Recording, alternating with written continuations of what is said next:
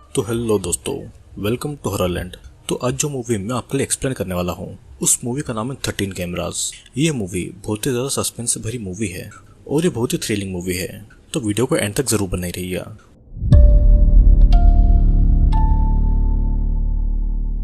Movie की शुरुआत में हम जेराल्ड नाम के एक आदमी को इलेक्ट्रॉनिक शॉप के पास में सीसीटीवी कैमरा खरीदते हुए देखते हैं, जहां पर शॉपकीपर जेराल्ड को बताता है कि इस कैमरा की खासियत यह है कि इन कैमरास को कहीं भी लगा सकते हैं, जिसके बारे में किसी को भी कोई डाउट नहीं हो सकता है। शॉपकीपर उसे यह भी बताता है कि इन्हें पानी के अंदर या फिर टॉयलेट बॉल में भी फिट कर सकते हैं, और इतना कहकर वो हंसने लगता है। जेराल्ड फिर कैमरा खरीद कर एक घर में जाता है और वहां पर जाकर वो उन कैमरास को लगाने लगता है, जहाँ पर उन कैमरास पर किसी की भी नजर नहीं पड़ेगी। अब अगले सीन में हम एक प्रेग्नेंट वुमन क्लेयर और उसके पति रायन को देखते हैं, जो कि घर के बाहर बैठकर किसी का इंतजार कर रहे थे। और ये वही घर था जिसमें जेराल्ड ने कैमरा लगाए हुए थे, और वो इस घर का ओनर था जो कि उससे रेंट पर इन लोगों को देने वाला था। जेराल्ड घर की चाबियां लेकर वहां पर आता है और घर को अनलॉक करके उन दोनों को घर दिखाने लगता है। फिर क्लेयर एक लॉक्ड डोर को देखकर जेराल्ड से पूछती है कि क्या इस घर में कोई एटिक या फिर बेसमेंट है, जिस पर जेराल्ड उसे मना कर देता है और लॉक डोर के बारे में बताता है कि ये उसका क्लोसेट है जिसमें उसका कुछ सामान रखा हुआ है। फिर क्लेयर और रायन को वो घर बहुत ही पसंद आता है और दोनों अगले दिन ही अपने एक दोस्त की मदद से अपना सामान उस घर में शिफ्ट कर लेते हैं। फिर अब हम रात का सीन देखते हैं, जहाँ पर दरवाजे पर उनका दोस्त पॉल और उसकी वाइफ ऑड्री खड़ी हुई थी, जिन्हें क्लेयर और पॉल ने अपने घर पर एक छोटे से गेट टुगेदर के लिए इन्वाइट किया था, क्योंकि वे लोग नए नए इस घर में शिफ्ट हुए थे। ऑड्री पॉल पर नाराज होती है क्योंकि पॉल क्लेयर और रायन के लिए कोई गिफ्ट नहीं लाया था। फिर क्लेयर दोनों के लिए दरवाजा खोलती है और इन्हें अंदर आने के लिए कहती है। फिर कुछ देर बातें करने के बाद में ये चारों डिनर करने लगते हैं, जहां पर क्लेयर सभी को बताती है कि उसके घर का ऑनर यानी कि जेराल्ड उन्हें बिल्कुल भी पसंद नहीं आया, क्योंकि उसकी हरकतें कुछ अजीब थी और उसके पास से एक गंदी सी स्मेल भी आती है। जिस पर पॉल उन्हें घर की चाबी बदलने की एडवाइस देता है, लेकिन रायन ऐसा करने से मना कर देता है। फिर डिनर के बाद में रायन और पॉल बाहर बैठकर बातें कर रहे थे, तो पॉल रायन से पूछता है कि क्या तुम अभी भी इंटीमेट होते हो, जिस पर रायन उसे ये बताता है कि शादी के पहले सब कुछ अच्छा था, लेकिन जब से उन दोनों ने शादी की है तब से क्लेयर जैसे बदल चुकी है और वो अब उसे अपने पास भी नहीं आने देती है। फिर पॉल और ऑड्री के जाने के बाद में क्लेयर नहाने के लिए जाती है और जेराल्ड उसे नहाते हुए स्क्रीन पर देख रहा होता है।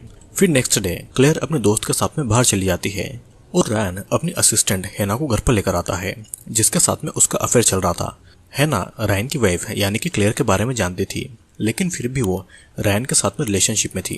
अब रायन और हैना एक दूसरे के क्लोज आते हैं और किस करने लगते हैं, और इन दोनों पर जेराल्ड नजर रखे हुए था और उन्हें ऐसा करते देखकर जेराल्ड घुर्राने लगता है।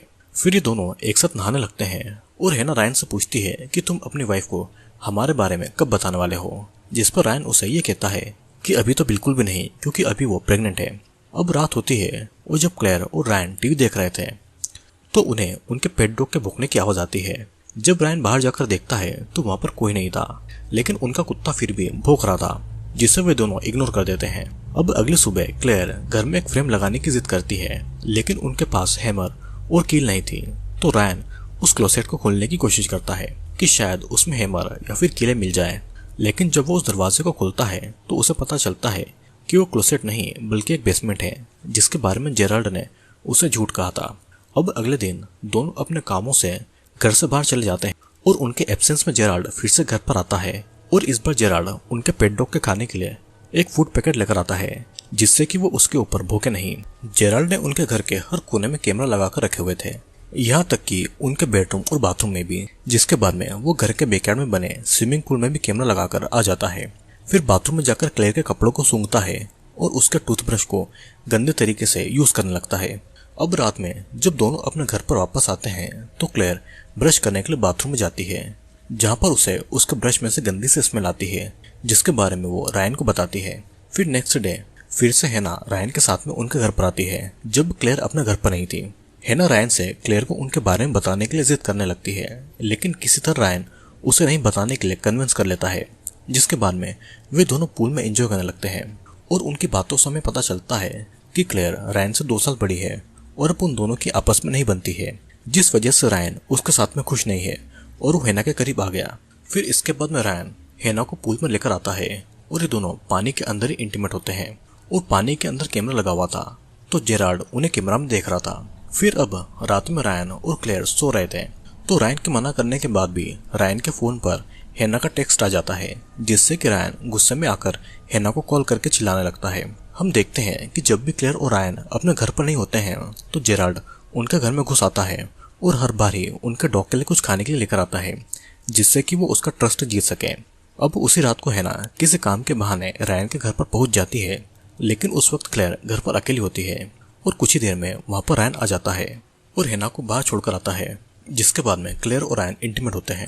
अब इन दोनों के सोने के बाद फिर से रायन के फोन पर हैना कॉल करने लगती है और रायन जब उसका फोन नहीं उठाता है तो वो क्लेयर को कॉल करती है और क्लेयर का फोन रायन उठाता है और वो हैना के साथ में अपने सीक्रेट रिलेशनशिप को खत्म करने को कहता है। नेक्स्ट डे रायन उन दोनों के फोन से हैना के नंबर को ब्लॉक करता है और फिर पॉल को उसके और हैना के बारे में बताता है, जिसे सुनकर पॉल उसे क्लेयर को सब कुछ सच बताकर उससे माफी मांगने के लिए कहता है और ये भी कहता है कि अगर वो क्लेयर को सब कुछ नहीं बताएगा तो वो ही क्लेयर को सब कुछ बता देगा। फिर अब रात में क्लेयर के बाथरूम का फ्लश काम नहीं कर रहा था, जिसे ठीक करने के लिए वो जेराल्ड को सुबह 8 बजे अपने घर पर आने के लिए कहती है, लेकिन जेराल्ड उससे कहता है कि वो 8 नहीं बल्कि 11 बजे घर आएगा। फिर जेराल्ड उनके घर पर उस टाइम पर आता है जब रायन घर पर नहीं होता है और बाथरूम वाली प्रॉब्लम को इजीली ठीक कर देता है, क्योंकि उसने टॉयलेट के फ्लश में भी कैमरा लगाया हुआ था।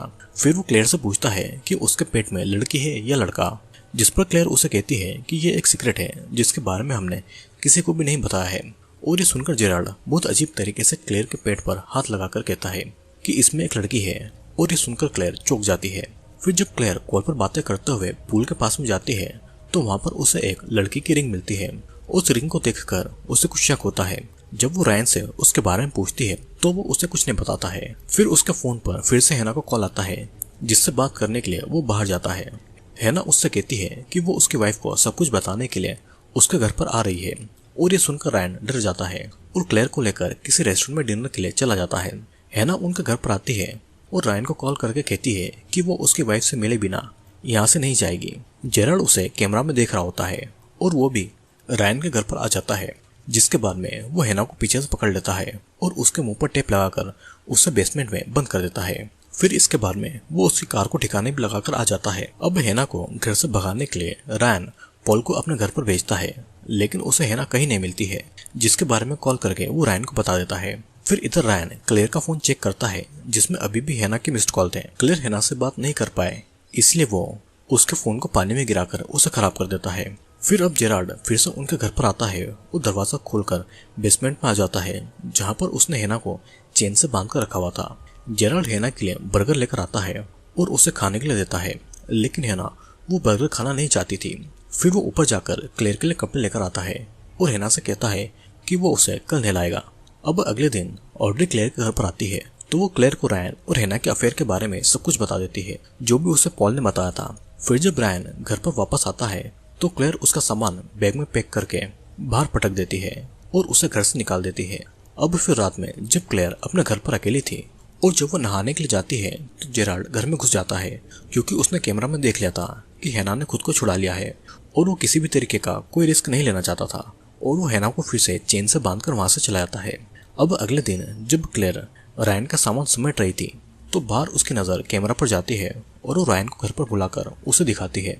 फिर रायन आज ही रात घर पर ही रुकता है और जब वो बाहर वाले सोफे पर सो रहा था तो उसका डॉग भौंकने लगता है, तो इसलिए रायन उसे बाहर लेकर जाता है। हम यहाँ पर देखते हैं कि हैना ने खुद को चेन से छुड़वा लिया है और वो कैमरा के ऊपर रेपर को लगा देती है, जिससे कि जेराल्ड उसे नहीं देख पाए, लेकिन आवाज के कारण जेराल्ड की नींद खुल जाती है। अब यहाँ पर रायन जब घर के अंदर आता है तो उसे बेसमेंट का दरवाजा ठोकने की आवाज आती है और वो एक बेड को लेकर दरवाजा खोलने जाता है।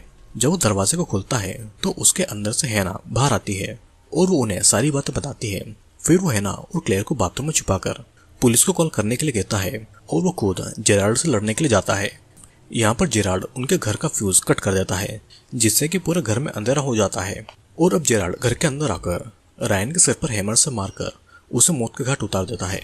हैना बाथरूम से बाहर आकर पुलिस को कॉल करने की कोशिश करती है, लेकिन जेराल्ड उसे ऐसा करते हुए देख लेता है और उसे खींचकर स्विमिंग पूल में ले जाता है और वो उसे पूल के अंदर डुबाकर मार डालता है। इसके बाद में वो उसी रूम में आता है जहाँ पर क्लेयर छुपी हुई थी और वो बाथरूम के दरवाजे को तोड़कर अंदर आ जाता है। फिर हमें क्लेयर के चिल्लाने की आवाज सुनाई देती है, लेकिन जेराल्ड उसके सर पर किसी चीज से वार कर देता है, जिससे कि उसकी आवाज अचानक बंद हो जाती है। फिर जेराल्ड उसे घसीटते हुए लेकर आता है और हैना की ही तरह अब वो भी उसे चेन से बांध देता है। नेक्स्ट मॉर्निंग जब पुलिस घर पर आती है तो उन्हें वहां पर कोई नहीं मिलता है, क्योंकि उल्टा जेराल्ड ने ही क्लेयर और रायन के मिसिंग होने के बारे में पुलिस को रिपोर्ट कर दी थी और वो पुलिस को बताता है कि उसने उन्हें 7 हफ्तों से नहीं देखा है। पुलिस को जेराल्ड पर शक होता है और वो उसे बेसमेंट का लॉक खोलने के लिए कहता है। फिर जेराल्ड जब बेसमेंट का लॉक खोलता है तो पुलिस को वहां पर कुछ नहीं मिलता है, जिसके बाद में पुलिस वहां से चली जाती है। अब जेराल्ड अपने घर पर एक फूड पैकेट लेकर जाता है और हम देखते हैं कि उसने क्लेयर को अपने घर पर कैद करके रखा हुआ है, जो कि हेल्प के लिए चिल्ला रही थी। मूवी के लास्ट सीन में हम देखते हैं कि जेराल्ड कुछ काम कर रहा है और ऊपर से उसे एक लड़की मदद के लिए अपने घर पर बुलाती है, जिसे जेराल्ड अजीब तरीके से देखता है, यानी कि जेराल्ड का अगला शिकार अब भी लड़की होगी। फिर जेराल्ड अपने ट्रक में जाकर बैठता है और उसके ही पास वाली सीट पर हम एक बच्चे को देख पाते हैं, जो कि हो सकता है कि क्लेयर और रायन का बच्चा होगा। और इसी के साथ में ये मूवी यहीं पर खत्म हो जाती है। दोस्तों 13 कैमरास एक सस्पेंसफुल हॉरर मूवी है जो कि कपल की कहानी बताती है। यहाँ पर ये लोग एक नए घर में रहने के लिए आते हैं, लेकिन उन्हें ये बात नहीं पता होती है कि उनका लैंडलॉर्ड एक क्रीपी साइको आदमी है, जिसने उनके घर में 13 कैमरा लगाए हुए थे, जिनका इस्तेमाल वो उनकी हर हरकत पर नजर रखने के लिए करेगा। दोस्तों मूवी के आखिर में हमने देखा था कि जेराल्ड क्लेयर के बच्चे के साथ में है और ये मूवी का पहला पार्ट है। तो अगर आपको मूवी का सेकंड पार्ट देखना है तो हमारे साथ में बने रहिएगा, वहाँ पर हम 14 कैमरास के बारे में बात करेंगे। तो अब मैं आपसे मिलूंगा अगले वीडियो में।